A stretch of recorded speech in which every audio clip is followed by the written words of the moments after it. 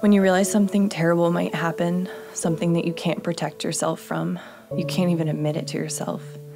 I guess if your body can't protect itself, your brain tries to. Sometimes the word no isn't one that everyone hears.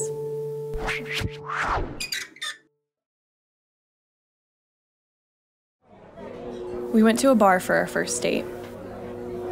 He was handsome in a way that intrigued me but didn't intimidate me.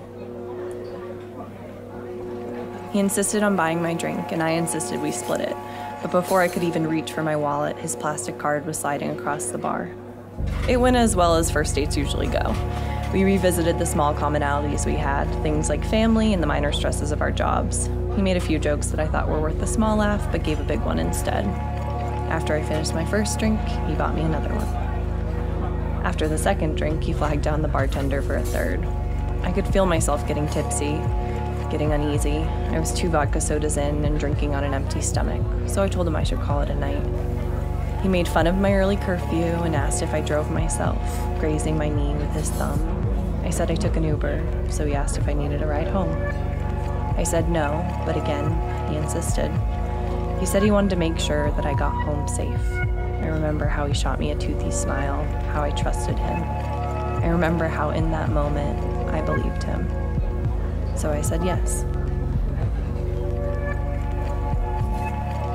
As we walked to the car, I felt a pit in my stomach, though I couldn't pinpoint why. I reminded myself that he had done all the right things when it came to dating. He showed up on time, he told me I looked beautiful, he held the door. He's a nice guy, right? When we got into the car, I felt the space around me getting smaller. He put his hand on my leg, and in that moment, I realized how alone we were. I realized we were still just 2 strangers. When we pulled up to my house, I told him I was tired. I told him he could pull over and drop me off right there, that would be perfect. He asked if he could come in for a quick glass of water. He said he was feeling the few drinks he had, and he didn't feel like he could drive home just yet. The pit in my stomach was still there, but I told myself I was being crazy. I told myself I couldn't be responsible for a drunk driver on the road. I told myself that it was fine, that he was a nice guy. So I said yes, and I let him inside. When we got inside, I went to the kitchen to get him a glass of water. I wondered if my roommate was home. I wondered how long he would stay.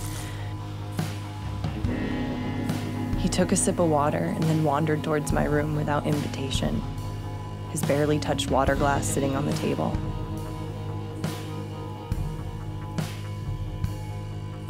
When he got to my room, he touched the books on my shelf, skimming their back covers. He turned a picture of my sister and I over in his hands, and then he moved towards me. At first, I let him kiss me. I let his tongue part my lips and his hand rest on the small of my back. I told myself I would kiss him back for a few seconds. I told myself after he kissed me, after he was done, he would leave. Then his kisses got harder. His hands moved more quickly. Suddenly, my spine was hitting the door frame. Suddenly, he was being too rough, and as I tried to pull back, he pulled me towards him harder. I told him I'm tired. I told him I have my period. I told him my roommate's home, that I don't want to go any further. I told him to slow down, but he didn't. So I closed my eyes and I wondered when he would stop. I wondered if agreeing to have sex with him would be easier than what the alternative could be. I hated myself for thinking it, but as he pressed up against me, I thought, maybe I should just get it over with. But I didn't get it over with. I wiggled and I shifted and I moved his body off me. I told him to stop and I said it loudly and with purpose, and luckily, finally, he did stop, but they don't always. And that's the thing about nice guys. You can't always pick them out. They have good haircuts and they open doors. They pay for your drink and they laugh at your jokes and they ask about your family. But sometimes nice guys do those things not because they're nice, not in the real sense of the word, but because they associate doing those things with getting what they want, or at least deserving it. I found out the hard way that in modern dating, that translates to, if I spend at least $50 on you, you better sleep with me. I'm sick of hearing about the friend zone and being called a tease. I'm sick of the unwritten rule that if someone spends their time or money on me, that makes them worthy of my physical affection. Maybe there will be times when I'm just tired, and maybe there will be times when I'm on my period or when my roommate's home or when the timing just isn't right, but maybe none of those things will be true. And you know what? I still don't need a reason for saying no. My body is my own. It cannot be bought for 3 drinks at a dimly lit bar or with flowers or tickets to a show. When I do say yes, it will be because I want to.